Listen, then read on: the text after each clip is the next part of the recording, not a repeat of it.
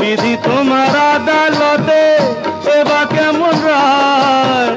দোষীরা সব কেটে পড়ে, বোকা সাজা পায়। দোষীরা সব কেটে পড়ে, বোকা সাজা পায়। ও দাদা বোকা সাজা পায়, ও দাদু বোকা সাজা পায়। এই আমরা হলাম পাপি তাপি, আর ওরা সবাই সাধু। শালা বিপিন বাবুর কারণ সুধা, বিপিন বাবুর কারণ সুধা, বিপিন বাবুর কারণ সুধা।